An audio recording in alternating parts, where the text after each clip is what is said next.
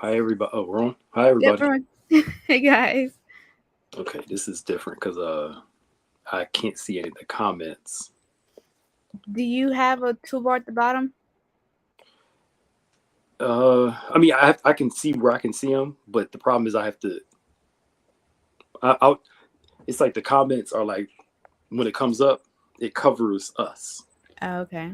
Like I can still see us, but it's kind of behind like a thing. But anyway, oh well, I have to wear another charger. But Apple doesn't make those chargers for those things anymore. Those the charger cords. You mean the big ones? You have the old one, from the old computers from like 2010. Yeah. I was You have trying to to think buy if them I like had one. you have to buy them third hand, yeah, Crazy. second hand, whatever it's called. Hey y'all, we're here. How y'all doing? Sorry for being late.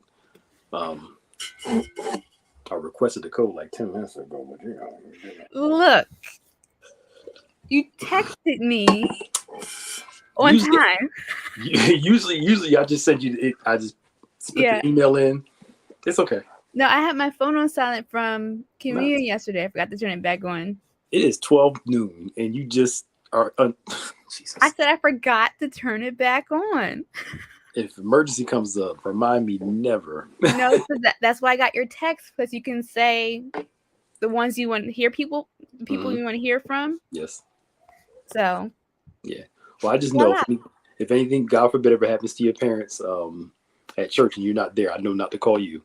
Um, During church hours. I'll just leave you a message and be like, look, whenever you get this, I took care of it already. How Oh y'all boy. doing? Welcome everybody. Maximize Monday. Hi Kareem. I Hi have my Elaine. wife's cup today. Look, y'all take all our stuff, so I'm take hers. That's funny. I'm just saying. So welcome everybody. What's up, Kareem and everybody? Come on in. Please do us a favor and share if you can. Um, we had a good discussion last week as we are in May, which is Mental Health Awareness Month, Hmm. and we're discussing these topics about our own mental health, our own emotional health, so we can grow um, and not allow our issues to constantly get the best of us. We're all going to deal with stuff until we die. It's just, Yep. it's a part of life. Um, and it's like Bishop said yesterday. It's not that certain situations will come up and you'll get sad. It's not that you won't get sad. It's how you choose to be sad is the difference. Hmm. And I think learning how to draw that line is important for people. That you know everybody carries wounds with them.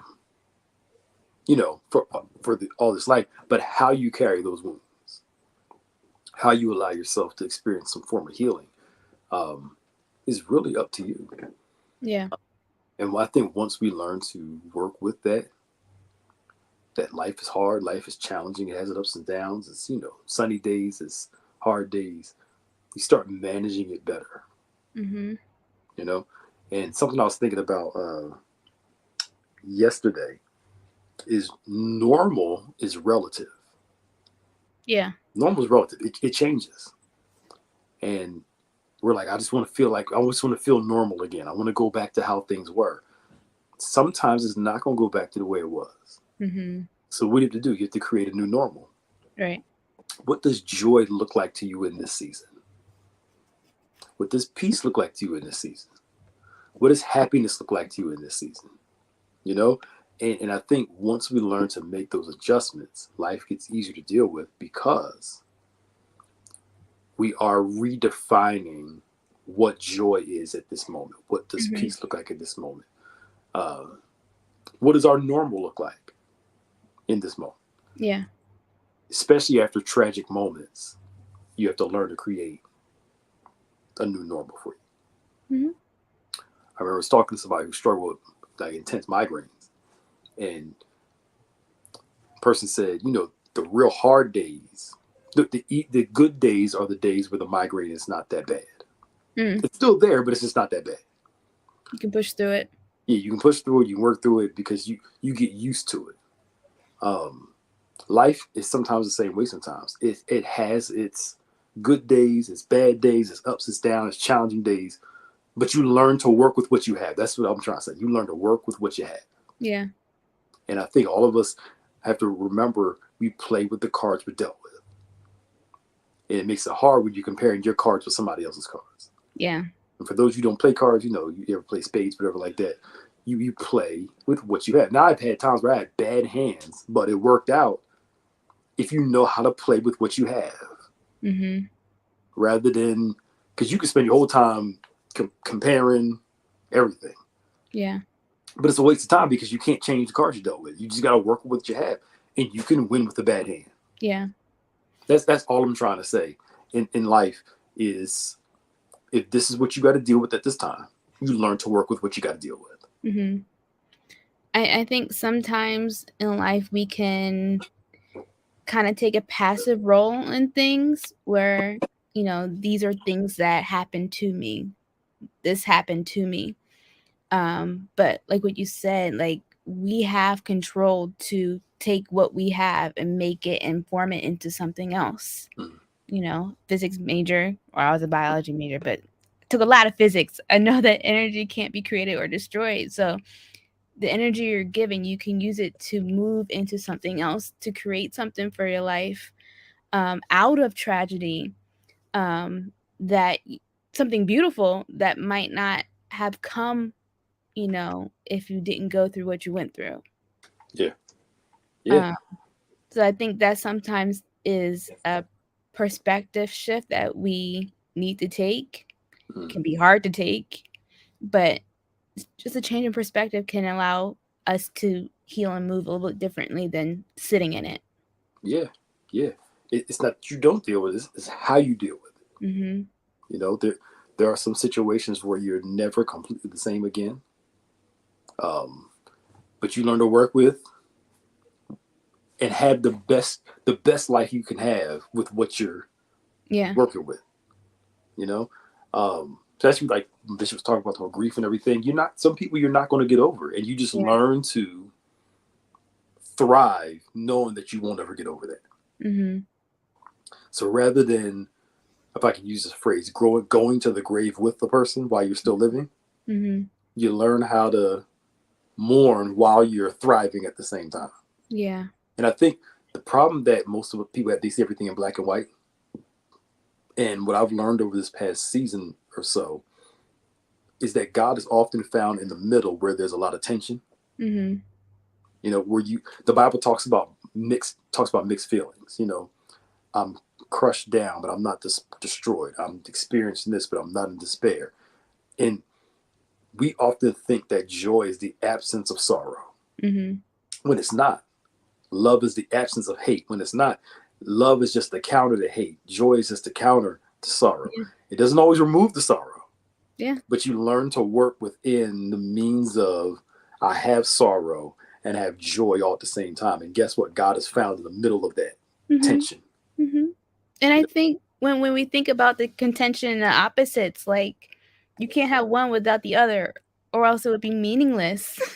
Mm-hmm. Right? So there's so much that comes with the sorrow, even though, we don't want to have to go through it. But that allows us to appreciate the good times and the joy that we can have.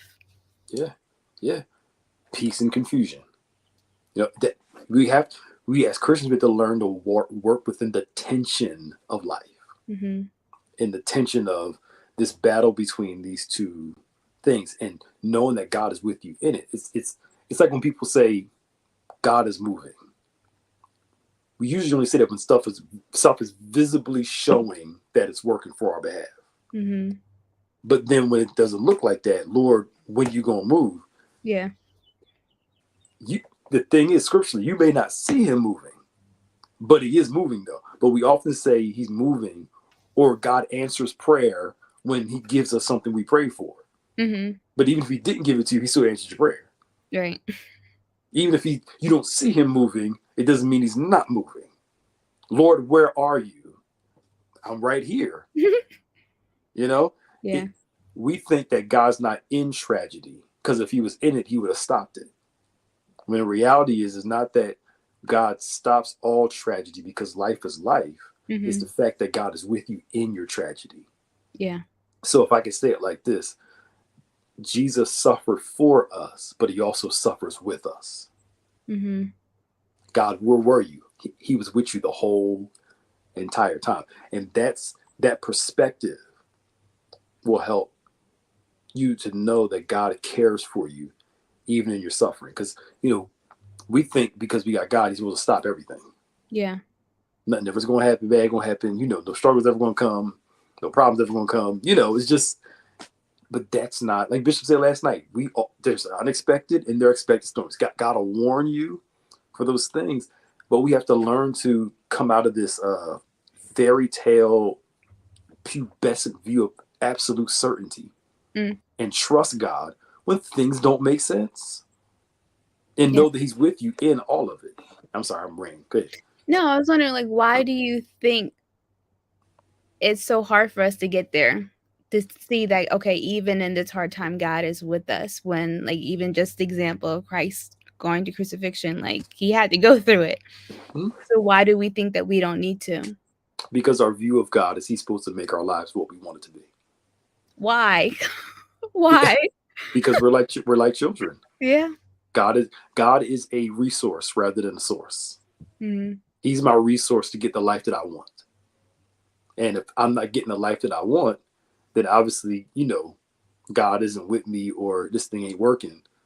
When biblically, God's role is not to give us everything we desire. His role is to bring his will to pass. Mm-hmm. And us learning to trust his will, even when it doesn't make sense to us. Faith doesn't mean that God's going to give you everything you want. Yeah. Faith is trusting God through every single season of life. But like children, our parents are more of a resource than a source. Mm-hmm. Give me what I want. If I don't get it, I'm going to cry. I'm going to be upset. I'm going to be mad about it. Yeah. I'm going to struggle with it. It's not until you grow up, you start to recognize your parents are right not to give you everything that you wanted. And as an adult, you don't go out and get everything that you want because it's not good for you. I was listening to something earlier. Somebody said something, when you're young, you can't wait for freedom. And then when you get older, you realize freedom isn't free. Yep. You want that house, but you got to clean it. You got to pay the bills. You want that nice car, but you got to do it. It costs you something to do all the stuff that you want. But if we only view God as a means to an end to get to a certain life we desire, you're going to be disappointed. Because now I'm only with him for a transactional reason. Mm.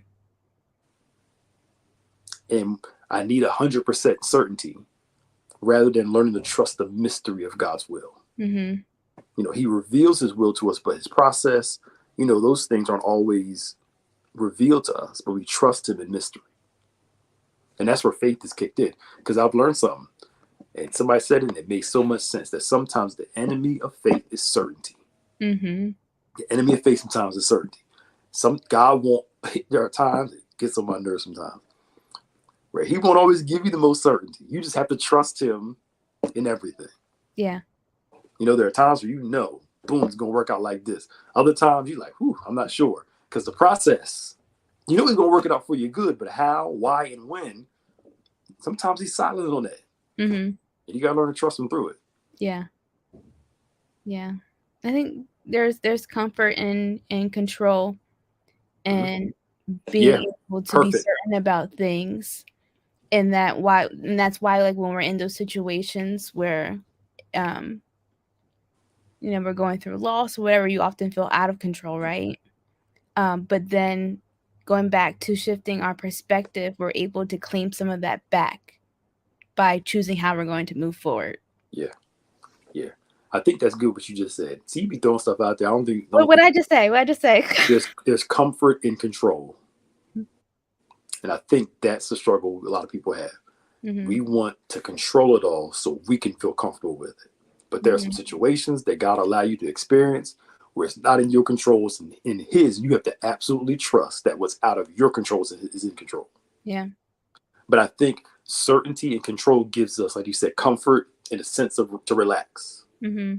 when God wants us to allow faith to cause us to relax, not our ability to control X, Y, and Z. Yeah. And that is challenging. That's hard, especially those of us who like to go out there and just fix it and do it so we can chill. And sometimes God's like, nah, I need you to trust me. But you're right. That was good. Comfort is control. And we want to control it so we can feel comfortable. But something Keena said in the comments where she said, oh,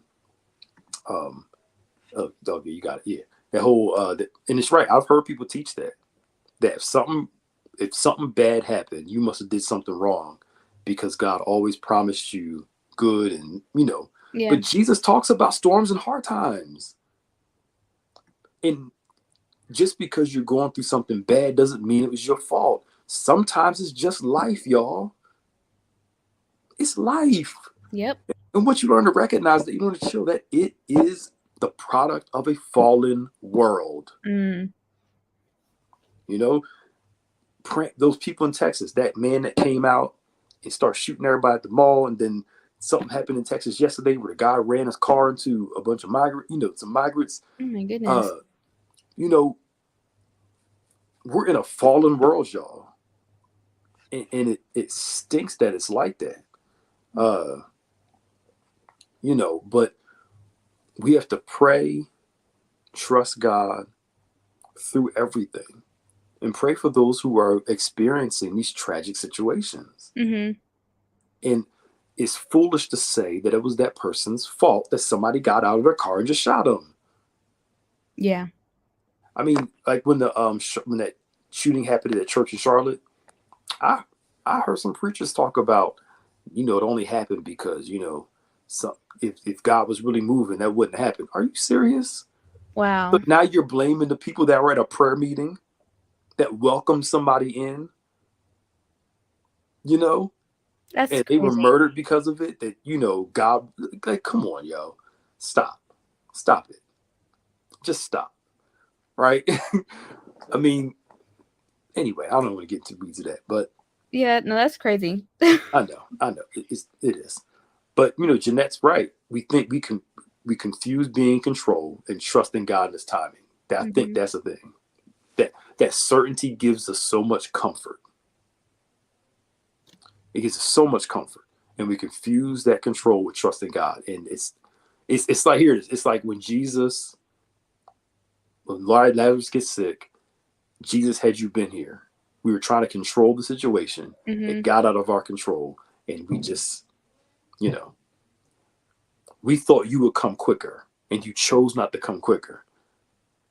And their response, was, had you been here, and you should have been here, and at least we're gonna see him in a later day. And they're mourning his loss, the loss of a brother. But a part of that is that I want to control when he comes, how he comes.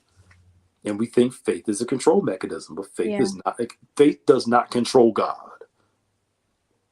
Who's in charge, us or him? Yeah. And I think what's a beautiful thing about that illustration is that it shows that God's timing is everything. Because I think when things don't happen now when we want it, we think that hope or that dream or whatever it is that we're praying for is dead. But God might act years from now and answer that prayer where you thought all hope was lost, right? And it's through continuing to have faith or whatnot that He's lining things up in your life so it happens when it's meant to be. And it makes sense for the time afterward. You know what I'm saying? So I think that's another thing that I'll speak for myself. I need to get better at too, is just being able to trust fully in God's timing. Yeah. Because we want it done when we want it done, how we want it done. And, but the psalmist, when you read the Psalms talk about that. Lord, why are you taking so long? Why does it look like, you're dragging your feet? You paraphrasing, dragging your feet with, this situation, this problem. I thought you would come through a whole lot faster. Talk about that to God. Give it over to Him. Express that to Him. Complaining about God is a sin. Complaining to Him is biblical. We have to be able to express those things to Him and share our heart in those struggles. So through that sharing, all the Psalms are, well, most of them, especially the lamenting Psalms, are prayers and conversations with God where the person goes from, Lord, all this is bad, my life is hard, my life is challenging, but you're good and you're kind. That's how it is. You know, you Mhm. start talking to God about all your struggles, and all of a sudden out of nowhere, you start moving into praise and worship. You Yeah. know, it, but you can't get to that move of praise and worship without first going through Mhm. the conversation about how you're feeling. Yeah. And once we do that, um, you know, it gets, we learn how to pour our hearts out to the Lord. That's all I'm trying to Mhm. get to. Mhm. And I think that goes back to what I think we talked about last week is authenticity and being able to be real with ourselves and to being able to acknowledge those things, right? Like, God, this is how I'm feeling.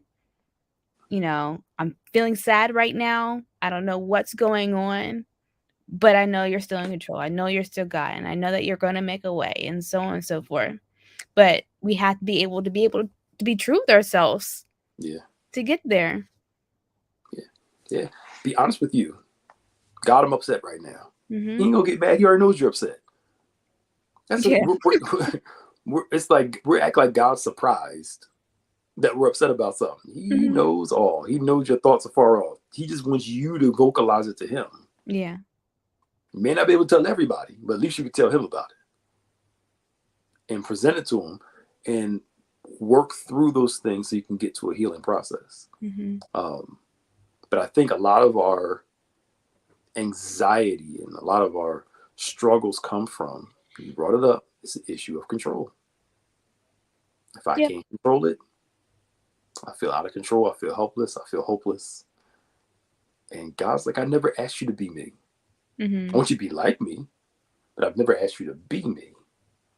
You will always go through when you're trying to be me. Mhm. And I think that's a lot of what people struggle with. We're trying to be God rather than be like him, Yep. but we're not him. Nope. That's You know, very true.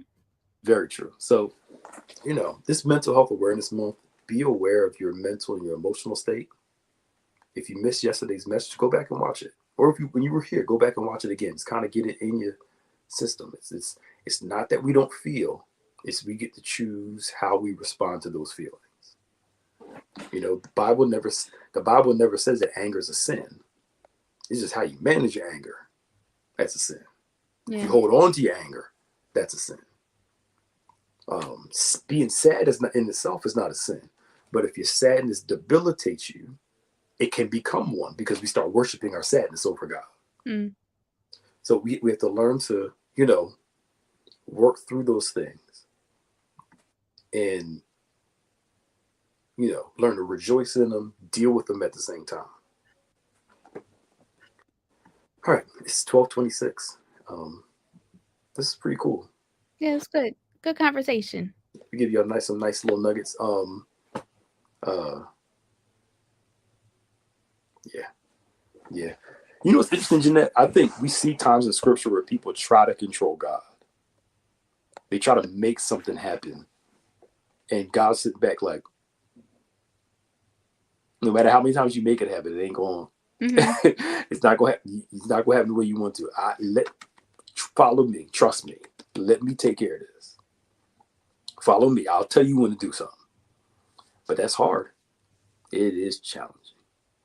Oh, it's challenging. But anyway, what we got going on tomorrow? So tomorrow we have our Diamonds Women's Ministry with Pastor Prescott. It's going to be an amazing conversation. Wednesday, of course, we're back for our Word Impact Bible study at 7 p.m. It's in person. And I also want to remind people that we're back for our noonday Bible study as well at 12 p.m. Mm-hmm. So make sure to come on out for that. Thursday, I feel like we haven't had one of these in a while, but it's only been a month. We have our Sound Mind panel with the crew at 7 p.m. this Thursday, Okay. especially as we are talking about mental health awareness now in the month of May. Definitely make sure you come out and tune in on Thursday for that conversation that's always centered around mental health and spirit and just how to go about, daily life.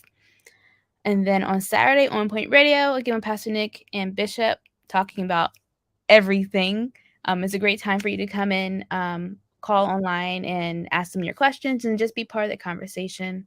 then a full day of worship on Sunday, starting with our virtual service on Sunday at 8 a.m. and then in person at 11 a.m. Yep. That's what's coming up this week. Yep. Cool. Well, we appreciate you all for coming through.